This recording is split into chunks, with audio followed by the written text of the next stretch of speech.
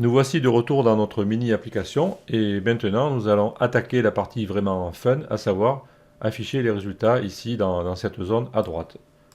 Je retourne dans le code. Au niveau du fichier index.php, ici je vais supprimer le texte de remplissage que j'avais mis au début et je vais remplacer ce texte ici par une division avec un identifiant upload recap. Donc je la positionne correctement ici. Cette zone est vide et nous allons la remplir avec le retour Ajax. J'enregistre le fichier index.php.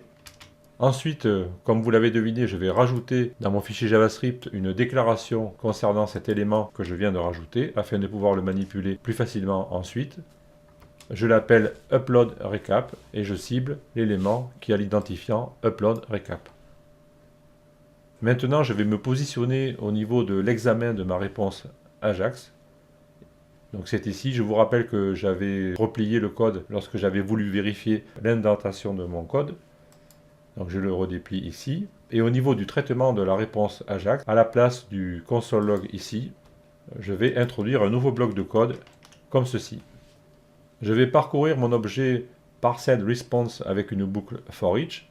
À chaque fois, je vais récupérer l'élément et l'index qui lui est attaché et je vais afficher tout ça dans un console log. Je reviens sur le site, je rafraîchis avec CTRL F5, je reviens quand même vérifier que j'ai bien... Et vous voyez, j'avais oublié d'enregistrer mon fichier JavaScript, donc ça pensez-y, hein, parce qu'on se fait tout le temps avoir. Là, j'ai pas enregistré le fichier, donc CTRL S, j'enregistre mon fichier JavaScript, je reviens, je recharge complètement et je vais faire glisser une image. Je fais apparaître la console, je valide et je vois donc le résultat de mon objet parsed response. Donc j'ai des objets de type JSON comme je m'y attendais. Nous allons retourner dans le fichier JavaScript et là nous allons attaquer une séquence de code assez verbeuse mais nous n'avons pas le choix. Je vais déclarer ici comme ceci un élément que je vais appeler upload item. C'est un élément div. Alors je rappelle ici que la fonction createElement du DOM va créer un élément, mais cet élément est créé en mémoire, on ne le verra pas tant qu'on ne l'aura pas attaché à un autre élément. Donc cet élément je l'appelle uploadItem, et aussitôt après je vais y affecter une classe que j'appelle arbitrairement uploadedItem. Cet élément va contenir le résultat d'une requête Ajax.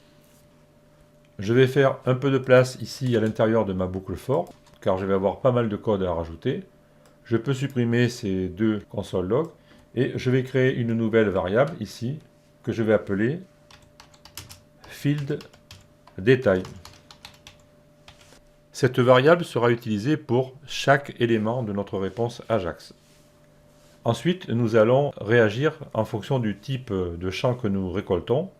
C'est-à-dire que nous allons tester le type et nous allons faire une différence entre le type field et le type img afin d'afficher différemment notre résultat. Je retourne dans le code ici et je vais créer un test avec la condition if et je vais mesurer si item type est égal à field dans un premier temps. Donc je crée une condition if comme ceci avec une syntaxe correcte. Je vais la dupliquer comme ceci, et je vais faire le même contrôle pour mon champ img. Et suivant le cas, je réagirai différemment. Concernant le type field, rappelons-nous que nous avions introduit une variable dropCount qui nous permettait de connaître le nombre de fichiers que nous avions téléversés. Je ne vais pas récupérer cette valeur dans l'affichage, elle me sert juste dans mon fichier process.php pour créer ma boucle. Je vais donc effectuer un nouveau test ici, en lui demandant d'écarter le cas où cette valeur est égale à dropCount. Donc je refais un test if, et cette fois-ci je vais interroger item name, et je vais vérifier qu'il soit absolument différent de dropCount. Et ainsi je ne vais récupérer que les champs qui seront marque et modèle. Ensuite, je vais effectuer le même raisonnement concernant les images. Je ne vais m'intéresser qu'aux images qui reviennent avec la valeur uploaded égale à true. Donc je retourne dans le code JavaScript et ici, dans la partie concernant le traitement images, je vais rajouter une condition, if, et là je vais lui demander item uploaded égale true. Par contre, là je vais prévoir le cas où ça marche mal, donc je vais mettre else, c'est-à-dire le cas où item sera false, et là éventuellement je vais gérer une erreur plus tard. Donc pour l'instant je mets juste un commentaire ici, et on gérera l'erreur si besoin plus tard. Maintenant que j'ai planté le décor, je vais créer mes éléments pour les afficher. À l'intérieur ici de mon premier segment concernant les types égales à field, je vais insérer ce bloc de code et nous allons construire des éléments. Donc je vais utiliser à chaque tour de la boucle for each ma variable field détail que je vais réécraser au fur et à mesure, c'est-à-dire qu'à chaque tour de boucle je vais en créer un et je l'attacherai au document object model pour l'afficher. Donc je crée un élément de type span ici, avec toujours la fonction createElement que j'attache à ma variable. Ensuite je vais y affecter une classe que j'appelle uploadedItemField. Ensuite je vais régler le contenu de cet élément span avec le nom. Je vais rajouter 2 points et le contenu, c'est-à-dire la variable file ici que j'avais utilisée pour récupérer le contenu de notre champ, et ça sera tour à tour la marque et le modèle. Et ensuite je vais attacher l'événement que je viens de créer, le fameux field détail ici, avec la fonction appendChild. Je vais l'accrocher à l'élément que j'ai appelé uploadItem, ici un peu plus haut, et qui représente l'élément div de classe uploadedItem. Donc tout ça, si ça vous paraît un peu abstrait, nous allons voir dans pas longtemps ce que ça produit, ne vous inquiétez pas. Ensuite, je vais m'occuper de la partie consacrée aux images, et je vais coller le bloc de code suivant. Le principe est le même, je vais alimenter ma variable field détail. Cette fois-ci, je vais créer un élément de type image, img, ici.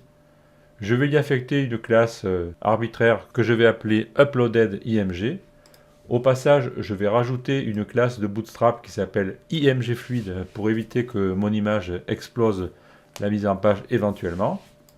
Ensuite, je vais créer une chaîne de caractères qui va représenter le chemin de mon image.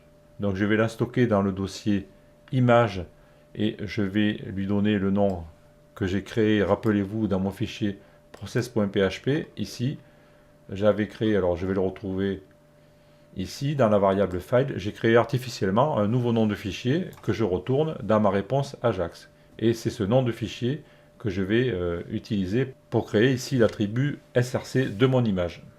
Et ensuite, je vais rajouter, comme je l'ai fait précédemment avec les parties field, je vais rajouter cette image au document object model avec la fonction appendChild, comme ceci. J'ai un petit doute au niveau de mon dossier image, je ne sais pas si je dois le faire précéder, si je dois remonter ou pas d'un dossier. Je ne vais pas tarder à le savoir de toute façon. Si l'image ne s'affiche pas, ça voudra dire que mon chemin n'était pas bon. Donc là, je vais pouvoir tester cette portion. J'enregistre mon fichier JavaScript. Je reviens au niveau de mon site. Je n'ai pas besoin de la console actuellement, je pense. Enfin, je vais la garder quand même, car si une erreur est déclenchée, je la verrai. Je rafraîchis ma page. Je vais faire glisser 2 images ici. Je vais en prendre 2 avec le bouton, comme ceci.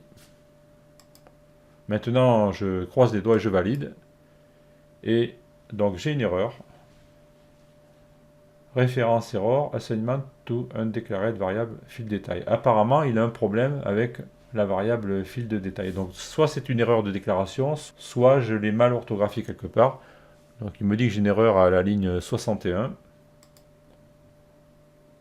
Eh bien, tout bêtement, j'ai oublié ici un caractère. Il y a un D qui manque, c'est field détail, et non pas field détail. Je sauvegarde à nouveau. Je reviens sur le site, je rafraîchis. Je vais refaire la manip. Je fais glisser 2 images ici. Je vais en choisir 2 ici avec le bouton. Je valide. Et j'ai rien qui s'affiche. Je n'ai pas d'erreur et rien ne s'est affiché. Alors, je pense savoir pourquoi, et la raison est simple. Donc, je retourne dans mon code JavaScript. Effectivement, ici, à chaque tour de boucle for each, je crée un élément avec ma variable field détail. et je le rajoute à l'objet que j'ai créé au départ qui s'appelle Upload Item. Upload Item, c'est un élément que j'ai créé de toute pièce, mais il est toujours dans le vide. Lui, Upload Item, il a été attaché nulle part. Et rappelez-vous que ce que je veux afficher, je veux l'afficher dans un élément qui a un identifiant Upload Recap. Et je dois donc attacher mon élément Upload Item à cet élément. Et cet élément, rappelez-vous ici, je l'ai caractérisé avec la variable Upload Recap. Je dois donc rajouter à la fin, une fois que j'ai terminé mon for each, alors je me place ici. Encore une fois, rappelez-vous, l'avantage de mettre des commentaires, c'est que l'on peut se repérer facilement dans le code. Donc je viens ici et je vais coller cette ligne. Maintenant, je vais donc accrocher ici cet élément qui était toujours dans la mémoire. Je vais l'accrocher à un élément qui existe réellement, lui, dans le DOM ici. Et maintenant, je vais avoir quelque chose de concret et de réel. Je sauvegarde le fichier. Je retourne sur le site, je rafraîchis, je recommence l'opération et je valide. Et là, je vois bien que mes deux images s'affichent à côté. Je retrouve mes éléments, marque Ford, modèle Mustang. Bon, bien sûr, c'est pas une Mustang. Hein. Maintenant, je peux effectuer une nouvelle série. Par exemple, je vais taper Ferrari 308 et je vais faire glisser. Alors, je vais en prendre deux ici pour tester. Et la troisième, je vais aller la chercher avec le bouton parcourir. Et je vais faire valider. Et je vois que mon résultat s'affiche en suivant. Alors bien sûr, pour l'instant c'est affreux, on va arranger tout ça après. Mais je vous fais constater que nous n'avons pas quitté la page. Et à chaque fois que nous effectuons une action, nous voyons le résultat s'afficher à droite. Donc c'est exactement ce que nous voulions faire. Je peux aller inspecter le document ici, donc je vais relever un petit peu. Ici, je vais faire apparaître l'inspecteur. Et je vais me positionner dans le code de ma page. Donc ici, j'ai le conteneur. Je vais dérouler. Et dans le deuxième élément de type callMD6, je vais ouvrir le div Upload Recap. Je vois donc que j'ai exactement deux éléments Uploaded Item, comme j'avais créé, que j'ai bien rattaché à l'élément Upload Recap. Et ces éléments contiennent mes deux spans avec les classes correspondantes et les deux images avec les classes que j'ai données au départ. J'ai donc créé du HTML à partir de JavaScript et je l'ai collé dans ma page. On s'aperçoit aussi que lorsque j'ai validé mon formulaire, les informations qui étaient affichées ici persistent, donc ça c'est pas correct, nous allons l'effacer simplement ici en revenant dans le code. Et à la suite de cette ligne ici, nous allons rajouter ceci, à savoir que nous allons remettre le formulaire à 0, c'est-à-dire que cela va vider les champs de type input. Ensuite, nous allons vider l'élément drop show ainsi que l'élément progress bar. Donc j'enregistre ceci, je reviens sur le site, là je peux baisser ceci, je vais rafraîchir ma page, je vais refaire glisser une image ici, donc j'ai les informations qui s'affichent, je vais valider.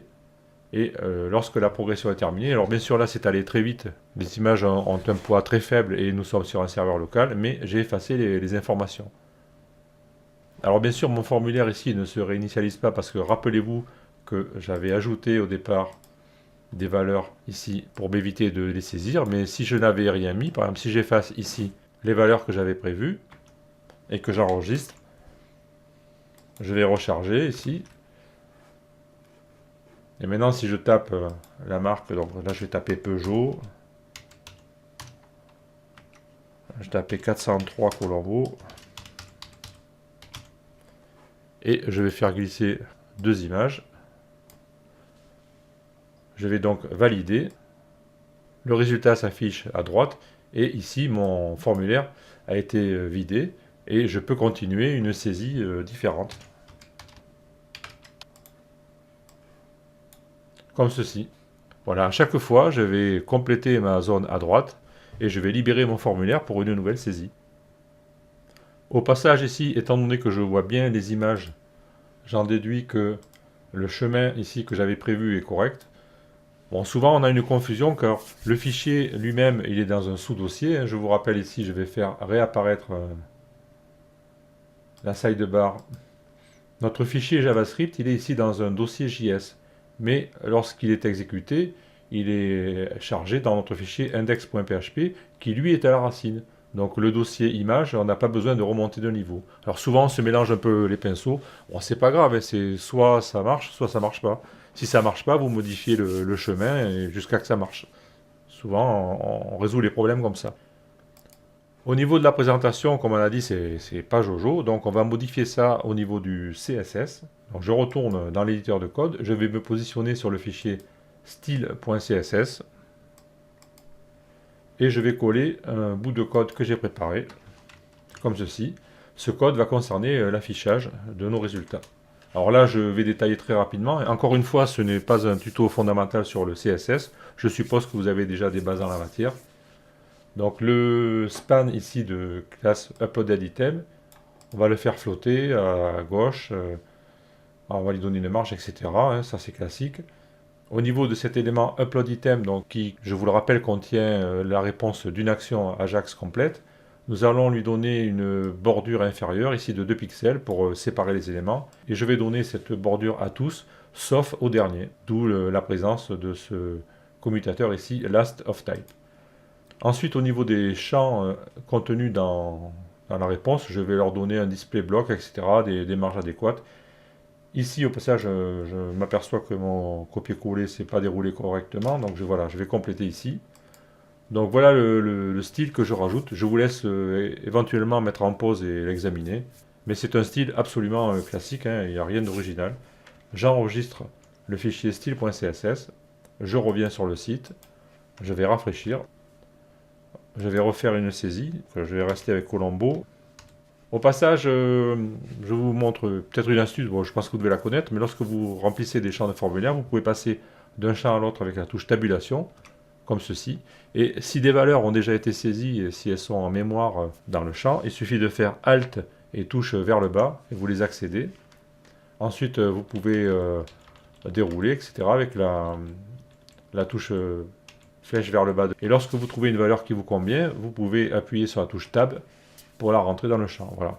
Donc ça, c'est les commandes classiques avec le clavier. Et on s'aperçoit que certaines personnes négligent un peu ces commandes qui peuvent être très utiles. Je vais refaire basculer une image. Donc je vais en prendre une ici dans la zone de drop. Je vais chercher l'autre ici avec le bouton. Et je vais valider. Et là maintenant, je vois que j'affiche correctement les résultats, c'est plus joli. Je vais rentrer une autre voiture. Voilà, comme ceci. Et je vais valider. Je vois que le résultat se met en dessous. Je peux continuer.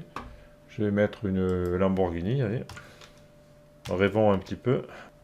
Alors là par contre ça s'écrit GHI je crois. Je sais que ça s'écrit comme ça. Donc c'était une Countach. Ou Countach, je sais pas comment on dit. Voilà, et là je vais prendre une image ici en drop et 2 images avec le bouton. Alors bien sûr, logiquement, dans une situation réelle, l'utilisateur il va choisir une des 2 méthodes. Hein. Je teste avec les 2 pour vérifier que tout marche, mais bon, normalement, on va pas s'amuser à déposer une image et utiliser le bouton pour en choisir 2 autres. En principe, on choisit une méthode ou l'autre. Mais là, nous sommes en train de faire des tests, donc nous devons vérifier que tout marche. Donc je valide, et voilà le résultat. D'ailleurs, tiens, si je ne mettais pas d'image, qu'est-ce qui se passerait? Je ne sais pas. Normalement, je ne vais rien avoir. Je mets Fiat Punto, et je ne mets pas d'image du tout. Non, non. Ah, tiens. Tiens, là, il y a un problème. Ouais. Effectivement, si je ne mets pas d'image, il va utiliser l'image précédente qui avait été utilisée pour le bouton, je pense. Donc tiens, c'est un cas qu'il va falloir mettre de côté et étudier plus tard dans la gestion des erreurs. Donc ça, quand vous voyez ce genre de choses, ben, vous le notez dans un coin et puis après vous ferez en sorte de prendre des mesures conservatrices pour éviter ce genre de problème. En réalité, je pense que le problème vient plutôt de l'image qui est déposée. Je vais refaire un essai. Si je prends une voiture ici, nous avons une image qui a été larguée sur la zone et si je fais valider à nouveau, Voilà, c'est cette image. Donc il faudra faire un reset quelque part, on verra plus tard, de l'image qui a été larguée sur la zone de drop. Je l'ai noté quelque part et je vous montrerai la solution plus tard. Par contre, maintenant, il nous faut constater une chose préoccupante, c'est que ici nous affichons des toutes petites images, mais si je fais un clic droit, par exemple, ici sur cette image, et que je clique avec le bouton central sur afficher l'image pour l'ouvrir dans un nouvel onglet, je vois que l'image a une taille importante. Donc ça, c'est pas correct, parce que nous avons copié une image sur notre serveur et nous effectuons un retour JavaScript et nous la réaffichons dans notre résultat. Mais pour la réafficher, nous allons la télécharger depuis le serveur. Donc nous allons télécharger une grosse image que nous afficherons dans une petite vignette. Donc ça, c'est pas logique. Alors plus tard, lorsque nous allons copier l'image sur le serveur, nous allons rajouter une deuxième copie qui sera une vignette et nous allons réduire l'image avec un ensemble de fonctions PHP pour fabriquer des vignettes plus petites. Et lorsque nous aurons le retour Ajax, nous afficherons la vignette. Ça sera une manière d'optimiser notre code. Nous allons maintenant passer à une nouvelle étape qui va consister à enregistrer les données dans la base de données, car bien sûr, pour l'instant, nous n'avons fait qu'enregistrer que les fichiers. Nous n'avons pas enregistré les données correspondant à nos voitures et à nos images. Donc nous allons faire ça dans la prochaine étape.